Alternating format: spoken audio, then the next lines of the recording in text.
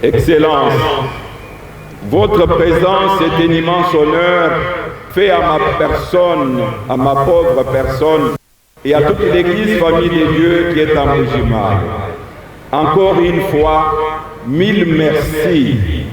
Puisse le Seigneur vous combler au-delà de vos attentes et vous donner les grâces dont vous avez besoin pour bien gouverner notre pays, la République démocratique du Congo, ces dons bénis des aïeux, sans verser dans la basse flatterie.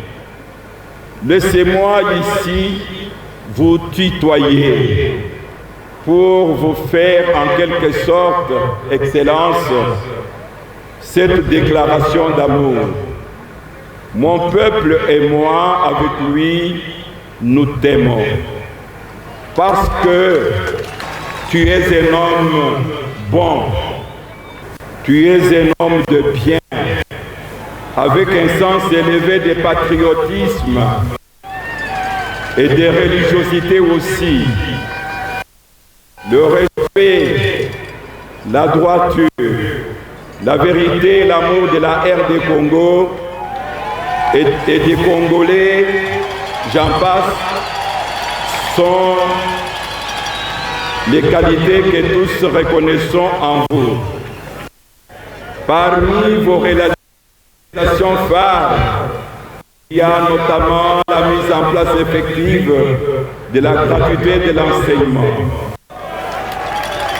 la réforme et la révalorisation de la fonction publique, la modernisation des institutions universitaires et sanitaires et la majoration des salaires des professeurs et des enseignants, la ratification de l'accord cadre entre l'Église et l'État congolais,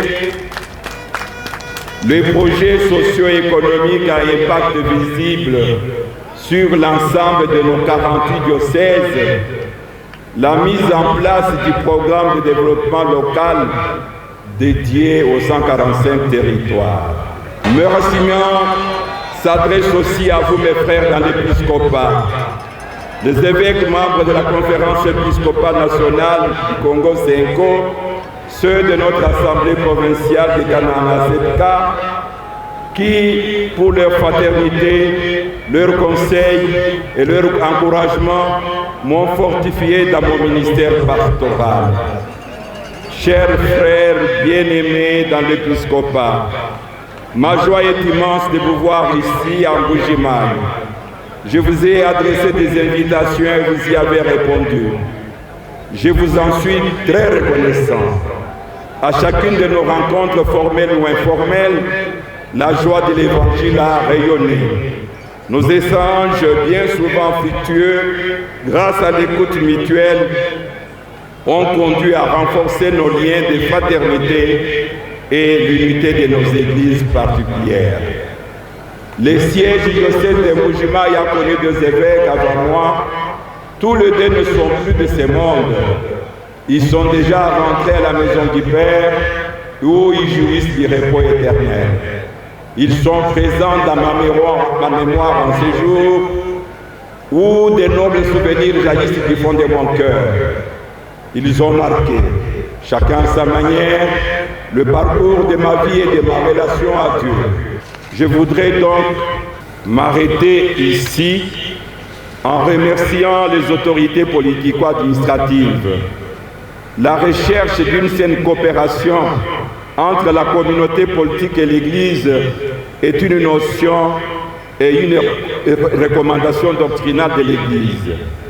Je me réjouis du fait que les relations du diocèse de Bujimaï avec les autorités politico-administratives souvent sont au beau fixe, non seulement maintenant, mais aussi dans le passé.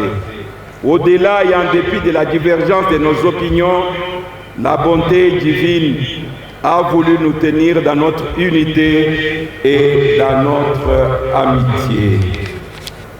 La collaboration avec les autorités politiques dans le domaine de l'enseignement devra permettre la mise en place d'un programme d'études adapté aux besoins réels de la société, des bourses d'excellence pour l'université, des cantines scolaires et restaurants universitaires, ainsi que la création des internats. Par ailleurs, les centres d'alphabétisation pour adultes et jeunes, Bakulumpa Nibana Tulongaï, devra trouver la place qui lui convient à côté en lien avec les centres professeurs Tcham. Outre la conscience que nous avons de nos droits et devoirs civiques, mis à part l'amour de la patrie, notre engagement au niveau provincial est légitimé par le fait que la province du Kasaï oriental et les diocèses de Mbuji-Mayi sont nés ensemble et partagent un patrimoine historique quasi commun. Dans les registres des infrastructures indispensables à la vie de notre province, le diocèse soutiendra, comme cela est le cas ce jour, tous les efforts qui visent à conjurer l'enlèvement total auquel le Kasaï oriental est toujours affronté. À côté du problème de l'urbanisation de notre province, nous avons l'obligation morale et patriotique d'accompagner les plaidoyers pour la relance de la MIBA, la réimplantation et la réouverture des brasseries, la sauvegarde de notre maison commune et donc la lutte contre le réchauffement climatique ainsi que la construction des marchés modernes.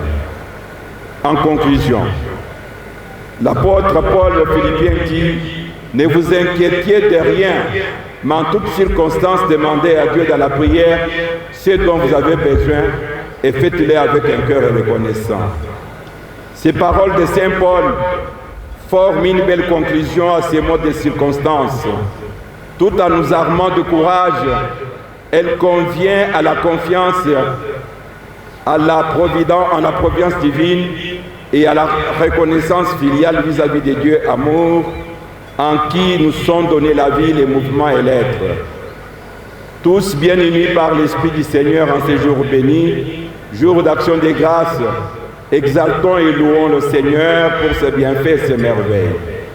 Dans l'espérance d'un avenir beaucoup plus radieux, aussi bien pour notre diocèse de Mbuji-Mayi que pour notre pays, la RD Congo, je vous confie à la Vierge Marie, la Mère de Jésus, Notre-Dame de l'Espérance, patronne de notre diocèse, et vous assure de ma bénédiction paternelle.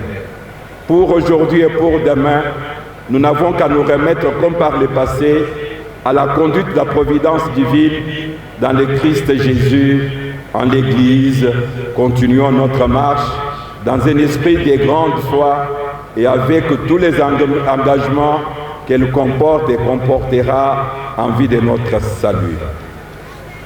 Pour ce qui concerne les élections prochaines dans notre pays, je vous renvoie au message des évêques et je n'ai pas le temps de les commenter ici. Donné en Mbuji-Mayi le 25e jour du mois de juin de l'an 2023, l'an 14 de mon pastorat en Mbuji-Mayi. Tatu Emmanuel Bernard Kassanda, je vous remercie. Merci.